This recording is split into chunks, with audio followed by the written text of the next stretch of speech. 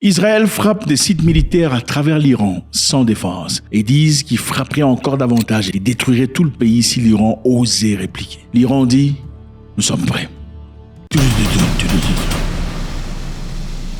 Salut à tous, c'est toujours avec beaucoup de plaisir. Merci infiniment de nous retrouver encore une fois. Nous venons d'ouvrir une nouvelle chaîne au nom de Moekassens TV que je vous encourage vivement. Allez-y, vous y abonner, c'est toujours avec beaucoup de plaisir. On a commencé des nouvelles publications. Alors nous sommes en Iran, voici la carte.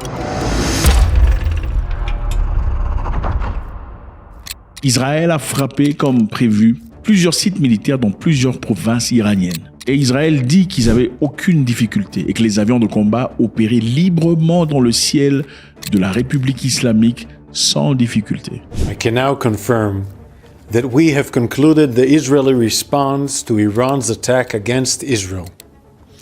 We conducted targeted and precise strikes on military targets in Iran, thwarting immediate threats to the state of Israel. The Israel Defense Forces has fulfilled its mission. C'est un peu comme pour dire nous sommes venus chez vous et contrairement à nos attentes, votre résistance était complètement naze. On a frappé comme on désirait et nous sommes rentrés sans dommage. Israël affirme avoir touché des sites militaires, y compris des systèmes de défense aérienne, des sites clés de missiles et de drones, c'est-à-dire la production de drones et de missiles, auraient été complètement détruits par Israël. Donc l'Iran est en difficulté, d'après Israël. L'Iran a confirmé qu'une attaque israélienne avait eu lieu et cette attaque visait des sites militaires dont la capitale Téhéran et d'autres régions du pays. Mais l'Iran déclare aussi que ces attaques avaient causé des dégâts très limités. Israël dit qu'ils sont partis en Iran sans difficulté et ils ont frappé leurs cibles sans difficulté et que leurs avions planaient de travers l'Iran sans difficulté et ont détruit des sites militaires. The attack in Iran was precise and powerful and achieved all of its objectives. On détruit la production des drones, la production des missiles, les systèmes de défense aérien. L'Iran, par contre, confirme cette attaque, mais dit, bon, ok, ils étaient là, ils ont fait des attaques, mais la majorité des missiles ont été interceptés, et ces missiles qui ont pu traverser ont causé des dégâts très mineurs.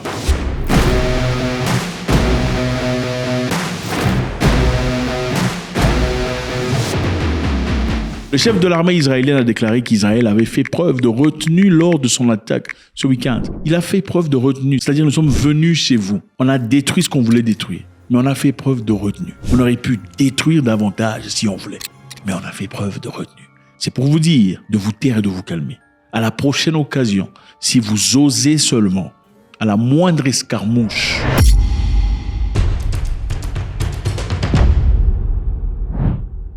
les Israéliens disent avoir touché des systèmes stratégiques en Iran et ils disent nous verrons comment les choses évoluent maintenant. Nous sommes prêts à faire face à tout scénario sur tous les fronts. Voilà ce qu'un chef militaire israélien a dit. Nous avons touché des systèmes stratégiques. Nous avons donc détruit leur capacité de se défendre en détruisant les systèmes de défense iraniens. Nous avons détruit leur système de production de drones. Nous avons anéanti leur système de production de missiles. Maintenant nous attendons voir ce qu'ils vont faire. Et nous sommes prêts pour tout. خطای محاسباتی رژیم صهیونیستی باید به هم بخوره. قدرت و توانایی و ابتکار و اراده ملت ایران رو هنوز درست نتوانستن بفهمن. این رو ما باید به اینها بفهمونیم. Nous savons tous que Israël veut un régime nouveau en Iran. Ne serait-ce l'opportunité maintenant, s'ils ont vraiment détruit ce qu'ils disent avoir détruit, d'aller en Iran et changer de régime parce que c'est ou faire exactement ce qu'on a fait à Hamas à Gaza ou Hezbollah au Liban. Pourquoi ne pas aller carrément en Iran? Parce que le système de défense est complètement détruit, le système de production de missiles est complètement anéanti, le système de production de drones est complètement touché. Mais après avoir dit qu'ils avaient complètement détruit des systèmes clés en Iran, Israël a indiqué qu'il ne souhaitait pas une nouvelle escalade.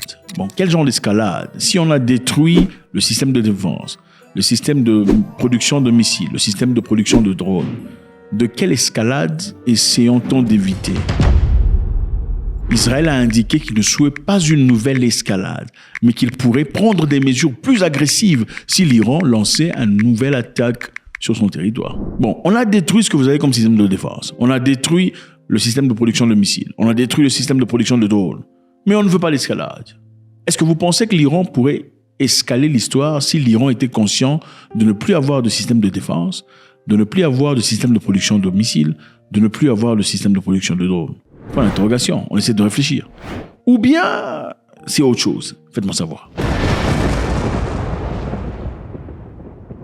L'armée israélienne a déclaré que l'armée de l'air avait spécifiquement ciblé des sites de fabrication de lancement de drones et de missiles balistiques, ainsi que des batteries de défense aérienne, ajoutant que l'opération était une réponse à des mois d'attaques continues du régime iranien contre l'État d'Israël. Nous avons ici des gens qui se blâment de beaucoup de choses. Il m'a frappé, alors je frappe. Il m'a frappé, alors je frappe. Je frappe, il frappe, il frappe, je frappe. Finalement, qui a commencé cette histoire ? Je vous laisse trouver la réponse. Israël a dit « Nous avons frappé les sites qu'on désirait frapper et on ne cherche pas l'escalade ». L'Iran dit qu'il utilisera tous les moyens disponibles pour répondre à l'attaque israélienne. C'est-à-dire que l'Iran n'est pas prêt d'arrêter. Le président Massoud Pezeshkian a déclaré que l'Iran donnerait une réponse appropriée à l'attaque qui a tué au moins 4 soldats, ajoutant que Téhéran ne cherchait pas la guerre. Bon, Israël dit il ne cherche pas l'escalade. Téhéran dit il ne cherchait pas la guerre. Qu'est-ce que ça veut dire ? Auraient-ils tous les deux peur de se confronter sérieusement dans une guerre ouverte ? Dimanche, le Premier ministre Benjamin Netanyahou a déclaré qu'Israël avait paralysé les systèmes iraniens de défense aérienne et de production de missiles. Il avait déclaré que les frappes avaient gravement endommagé la capacité de défense de l'Iran et sa capacité de produire des missiles. On a endommagé la capacité de défense et la capacité de produire des missiles. C'est-à-dire qu'on est nu. Maintenant, voilà là où il est essentiel que nous fassions des vidéos. Qui est en train de dire la vérité ? Puisque Israël dit avoir paralysé le système de défense. C'est-à-dire que l'Iran n'a plus de défense. L'Iran ne vaut plus rien. Parce que, écoutez, ça fait beaucoup d'années qu'on n'aime pas l'Iran. Les États-Unis, Israël. One of the greatest security threats facing peace-loving nations today is the repressive regime in Iran. مرگ بر آمریکا یعنی مرگ بر ترامپ و جان بولتون و پومپئو. Ça fait beaucoup d'années qu'on cherche cette opportunité de pouvoir finalement changer de régime en Iran, n'est-ce pas ? Mais si on a pu, malgré toutes les peurs qu'on a eues dans le passé, détruire le système de défense, détruire le système de production de missiles, n'est-ce pas la belle opportunité d'aller finalement changer de régime, si c'est ça l'objectif final ? À moins qu'il y ait quelque chose qu'on soit conscient de ne pas savoir. C'est-à-dire, on a détruit quelques systèmes de défense, mais on n'est pas très sûr si c'est tout ce qu'ils avaient comme système de défense ou comme armement. Voilà pourquoi on est très attentif et on est sur ses gardes. On a détruit les systèmes de défense, mais on n'est pas très sûr, parce que si on était sûr, on serait déjà sur le terrain. On serait déjà entré comme on est entré au Liban. On serait déjà entré comme on est entré à Gaza. N'est-ce pas ou pas ? Essayons de voir. Écoutez, en fin de compte, chacun a son histoire, chacun a sa rhétorique. Notre objectif à nous, c'est de prendre la rhétorique de gauche et la rhétorique de droite, observer méticuleusement et tirer nos propres conclusions. Des sources officielles iraniennes, par contre, ont publiquement minimisé l'impact de l'attaque israélienne, affirmant que la plupart des missiles ont été interceptés et que ceux qui n'ont pas été interceptés n'ont causé que de dommages très limités. Ils disent que la plupart des missiles ont été interceptés. Les missiles qui n'ont pas été interceptés ont causé des dommages très limités. Qui dit la vérité et qui ment? Les frappes israéliennes ont été plus limitées que ce à quoi certains observateurs s'attendaient. Les États-Unis ont publiquement fait pression sur le gouvernement de Netanyahou pour qu'il ne frappe pas les installations pétrolières et nucléaires. Conseil apparemment suivi par Israël. Nous savons qu'à un certain moment, des pays limitrophes de l'Iran sont partis voir les Américains pour discuter sur les frappes, c'est-à-dire la réponse d'Israël sur l'Iran. Ils avaient exigé à ce que les États-Unis mettent la pression sur Israël pour pas que Israël frappe les installations nucléaires et les installations pétrolières de l'Iran.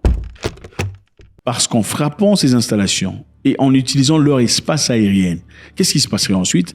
L'Iran considérait chaque pays qui a autorisé l'utilisation de son espace aérien pour le bombardement de son pays comme ennemi. Dans ce cas, enverrait ou donnerait feu vert à leurs proxys, c'est-à-dire les militaires non contrôlés qui sont pro-iraniens, de détruire des installations dans les pays limitrophes. À l'occurrence, l'Arabie Saoudite, la Jordanie et tout le reste. Maintenant, on dit que les frappes aériennes ont été limitées parce que peut-être les États-Unis auraient publiquement fait la pression au gouvernement israélien. Et c'est la raison pour laquelle Israël a suivi le conseil en évitant de frapper brutalement. Généralement, nous savons que Benjamin Netanyahou n'écoute que Netanyahou. Il n'écoute personne. Il fait ce qu'il a envie de faire. Il s'en fout de tout le monde. Il s'en fout de Nations Unies. Il s'en fout de son secrétaire général, à qui on a d'ailleurs empêché, on a révoqué la capacité de partir visiter Israël. בית הדין הבינלאומי הפלילי בהאג. לבית הדין הזה אין לו שום סמכות על מדינת ישראל. Vous pensez que cette fois-là, Benjamin Netanyahou avait écouté les Américains? Faites-moi savoir ce que vous en pensez, c'est toujours avec beaucoup de plaisir. Nous aimons vous lire, vous êtes des gens particulièrement intelligents et ce que vient de vos pensées est très crucial, très important pour nous. God bless.